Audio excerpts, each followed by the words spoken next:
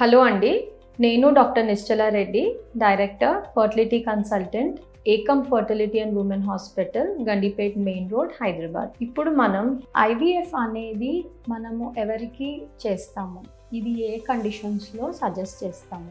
IVF మనము either female factor అంటే ఆడవారిలో ప్రాబ్లమ్స్కి suggest చేస్తాము, లేదా మగవారిలో కొన్ని ప్రాబ్లమ్స్కి ఐవీఎఫ్ అనే ట్రీట్మెంట్ సజెస్ట్ చేస్తాము. ఫీమేల్ ఫ్యాక్టర్స్లో ఒకటి అన్నిటికన్నా కామన్గా మనం ఐవీఎఫ్ సజెస్ట్ చేసేది బైలాటరల్ ట్యూబల్ బ్లాక్, అంటే రెండు సైడ్స్ ఫెలోపియన్ ట్యూబ్స్ అనేటివి బ్లాక్ ఉంటే కనుక వీళ్ళకు మనం ఐవీఎఫ్ సజెస్ట్ చేస్తాము. ఇంతకు ముందు సర్జరీస్ అయి ఉండి, ఏదైనా ఎక్టాపిక్ ప్రెగ్నెన్సీ సర్జరీస్ అయి ఉండి, ట్యూబ్స్కి సర్జరీ అయి ఉంటే, లేదా ఇన్ఫెక్షన్స్ వల్ల ట్యూబ్స్లో అతుకులు వచ్చి ఆ ట్యూబ్స్ బ్లాక్ అయిపోయి ఉంటే, ఇటువంటి వారికి రెండు సైడ్స్ ట్యూబ్స్ బ్లాక్ ఉన్నప్పుడు ఐవీఎఫ్తో మంచి ఛాన్సెస్ ఉంటాయి ప్రెగ్నెన్సీకి.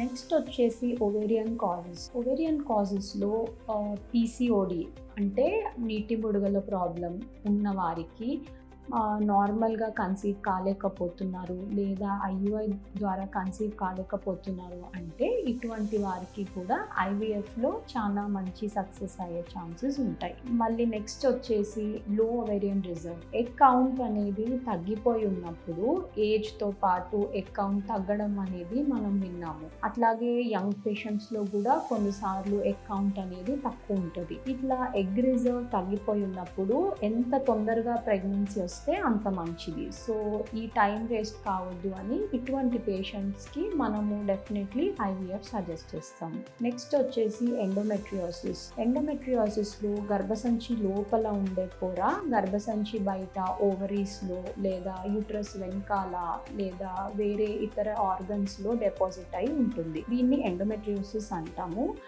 ఈ సివియర్ కేసెస్ ఆఫ్ ఎండోమెట్రియోసిస్లో మనము తప్పకుండా ఐవీఎఫ్ సజెస్ట్ చేస్తాము. ఈ ఎండోమెట్రియోసిస్లో ఎగ్ క్వాలిటీ తగ్గిపోవడమే కాకుండా ఆ ఓవరీ ఇంకా ట్యూబల్ ఆర్కిటెక్చర్ అనేది కూడా డిస్టార్ట్ అయి ఉంటుంది. దీనివల్ల న్యాచురల్గా లేదా ఐయుఐ ద్వారా ప్రెగ్నెన్సీ రావడము తగ్గిపోతుంది. సో గ్రేడ్ 3, గ్రేడ్ 4 ఎండోమెట్రియోసిస్లో మనం తప్పకుండా ఐవీఎఫ్ ట్రీట్మెంట్ సజెస్ట్ చేస్తాము.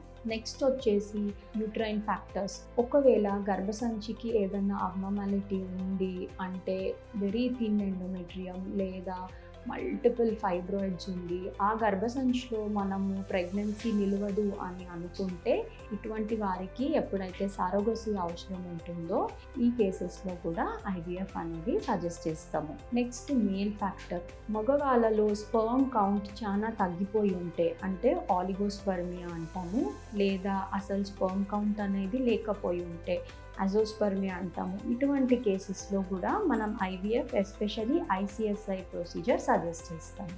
ఇంకా వేరే ఇండికేషన్స్ వచ్చేసి ఒకవేళ మల్టిపుల్ ఎర్లీ ప్రెగ్నెన్సీ లాసెస్ అంటే ఫస్ట్ 3 monthsలోనే ప్రెగ్నెన్సీ వస్తుంది కానీ అర్లీగా అబార్షన్స్ అయిపోతున్నాయి, ఇట్లా తరచూ అవుతున్నాయి అంటే ఇటువంటి వారికి కూడా మనము ఐవీఎఫ్ సజెస్ట్ చేస్తాము. ఈ కేసెస్లో ఐవీఎఫ్ సజెస్ట్ చేసి దాంట్లో ఎంబ్రియోస్కి పీజీటీ అనే జెనెటిక్ టెస్టింగ్ కూడా చేస్తాము.